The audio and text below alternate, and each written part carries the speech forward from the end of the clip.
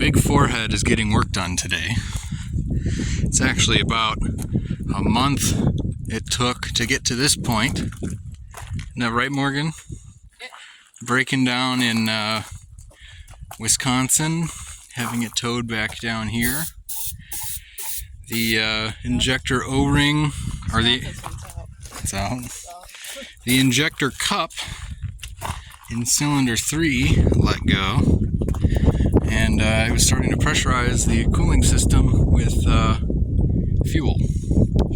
And that blew one of the radiator hoses that's down here near the tire. I cut it out. And then I was trying to find a shop that would do the work. Nobody wanted to do it out there. It was a little bit rural, so I was like, whatever, I'll just have it shipped back. And we were actually diagnosing it where it was parked in the parking lot. And I don't know if you could tell by these straps, but my tilt cylinders, or the cab lift cylinders, actually both broke when I was trying to diagnose it. Those are the new ones. I'll show you what the old ones look like. There's them. Those are the original ones. So yeah, that fell back down. Close call.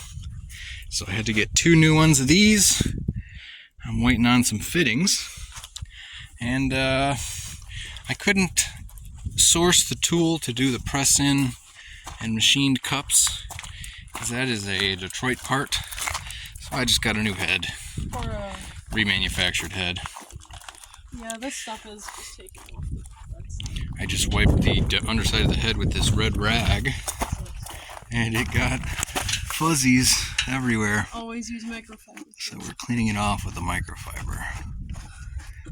Nice fresh head. New head gasket, new upper gasket set. And I'm hoping we'll be on our way here soon, because it's been about a month of downtime, a month of no income. Gotta love that. So we're lifting the head up onto the engine finally. Long time coming. There we go. We had to put it back down so we can pick it a little bit better. And now it's rotating. So when we put it on, it's facing the right direction. Get that chain out of the way.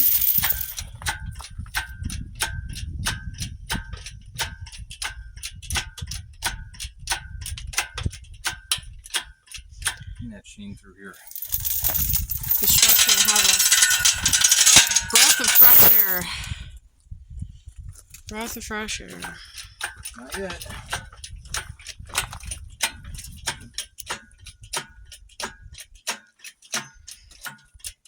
Gotta get it high enough to get over the wheel and exhaust. She's going up. Actually pretty level.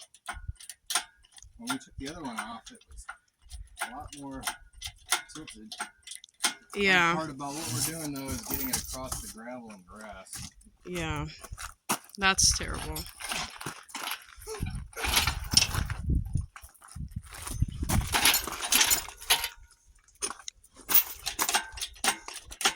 Oh. She's hitting everything on the way up. Hitting it is fine, as long as it doesn't hit hard enough to dent or scratch the cast iron. We don't want her getting bonked. Okay, now we got to angle this way so we can come at it in the right direction, like that. Mm-hmm. Still got to go a little bit higher to clear the exhaust. Just aiming it. A little bit more. Okay, we're clear of the exhaust. Over so it doesn't be swinging into everything else. I'm gonna hold this clear here. We're digging in the ground. We gotta go get another chain and do what we did before and pull it from the bottom, remember? Oh, yeah. He's in position for the most part. Now we gotta drop the head down on the deck without denting the head gasket. Once that's done, Get this compression. it's just gonna be the small stuff like manifolds. We're gonna watch the head gasket. Trying to get the compression. It's just gonna be gaskets injector O-rings, injectors, and then valve train. This is really the hardest part because the head weighs 450 pounds according to the shipper, which is probably a little high, but I'd say 400 is about right. So we got the engine hoist extended as far as it'll go, and let's see, at 450 pounds, we're right at the capacity. It's a 1 ton, but when you go out here, it goes to a 1/4 ton. So we are looking good so far. We just got to drop her down without hurting anything. And it's in. It's actually a lot easier than pulling the old one, because the old one was quite a bit stuck to it. But this one, we just came in slow, got her lowered down. We got this alignment dowel done first, back here, and then that one just kind of went like this, dropped down right onto it. No damage to the head gasket. So a little bit of scraping right here. Yeah, but it's on the outside. That's got an O-ring right there. I think that's either an oil or coolant passage. I can't remember. I think that one was coolant because when I blew it out, it was like. So we got the camshaft in. We got number 1 and the number 7 cap, both torqued down. Make sure you oil them first. But once those are torqued down, we pulled in this using the 2 mounting bolts. We pulled in that thrust plate, and then we just finished torquing up the main bolt on that cam gear. And now we're getting ready to check the backlash. So I got my magnet mount here. I'm going to check it off the injector lobe because it's actually pretty flat. It's not going to be book correct because I know they have a fixture. They sell something that like bolts off the gear, and it measures the backlash at a certain distance from the center of the camshaft.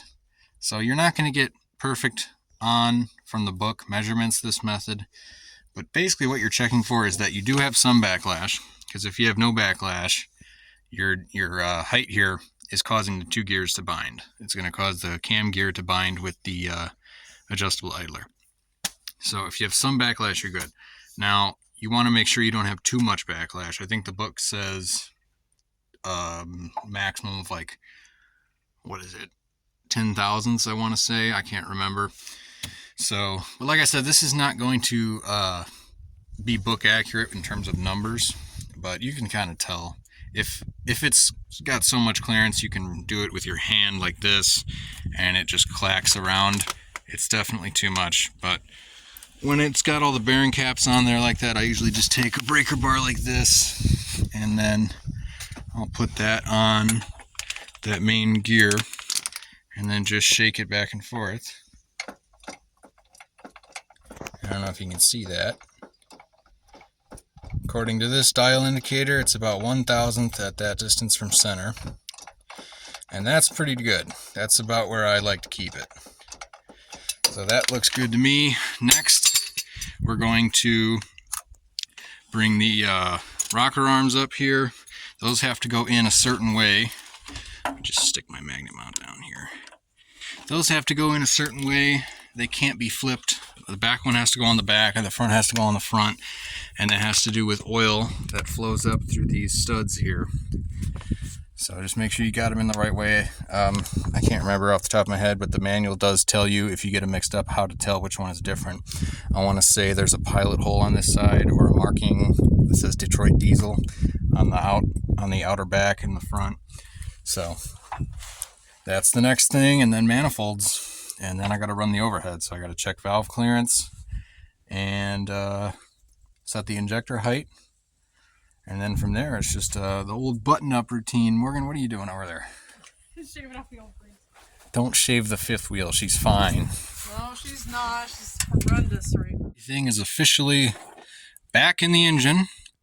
The only thing left is to hook up the fuel lines on the back and run the overhead. I have to set the injector height since those were out and this is a new head, and I have to set the valve clearance. Let's see if any of these are in overlap. I think this one is. Yeah, because this is this head had a valve job done. There, that one. Sounds about right, but we're going to check it anyway. But this had a valve job done, so the valves are never usually exactly equal. And then, of course, we got the trusty injector height tool. Let's see, it looks like This one's over at the top. So if you can see right down there, there is a little hole right there. It's kind of hard to see. Let me see if I can turn on a flashlight here. There we go. So if you look right there, there's a hole in the top of that. And then what you do is you just kind of take this, you move it over the top of that. Right now it's not actually touching, but that is basically how you set it. You do that and then you kind of move it back and forth until it has just a hair of drag, and that'll get you right on the book. Same with this one. It's not touching yet. That one's pushed down. This one's up. We can check that one. Yeah, well, they're a little off, but we're going to adjust it, and then it'll be good. And then obviously, if you look in the service manual, it tells you the actual order. So I don't know it off the top of my head. That's why I have the manual. But if you, I want to say it's like you turn it to TDC in cylinder 1, and then you do the exhaust valve on 4 and the intake on 3, and then the injector on 4. It's that kind of thing. That what I said is not correct, obviously, but the book will tell you the order, and then just get it done. It's not too hard. And then obviously all you really need is one of these tools and a feeler gauge to set the valve distance. And if you're curious on what your actual setting it should be, you see how this one says, where does it say? Right here. I don't know if you can see that. This is not going well. Here you go, 78.8. Mine has it on the valve cover. So if you're lucky enough to have your original valve cover, it will tell you on there. Let's see. Here it is. Injector setting 78.8. So, because they're all different based on what injectors you have and what engine you have. This is actually an 11.1, not a 12.7. But I do believe the previous owner put 12.7 injectors in this. I'm not entirely sure. But we'll find out once we start it. So let's get these adjustments done. We're filling her up. Overhead is run. Everything is done. All we gotta do is finish adding this oil. We already changed the filters and drained the old stuff. And then put the coolant in there. This thing takes 9.5 gallons. So 2 5-gallons, and then I usually put it all in. Just, you know, if it ain't leaking, it ain't full of oil. So I usually put the whole 10 gallons in. You'd have to put an extra 2 gallons in to overfill an engine like this. So once this is done, we're going to reconnect the fuel lines on the back of the head here, which for me is very easy with it being a cab over. We got this one, and then the other one's down somewhere. I'm probably stepping on it. Yep, right here. That's the return line. Once that's done, I'll start her up and see how she does.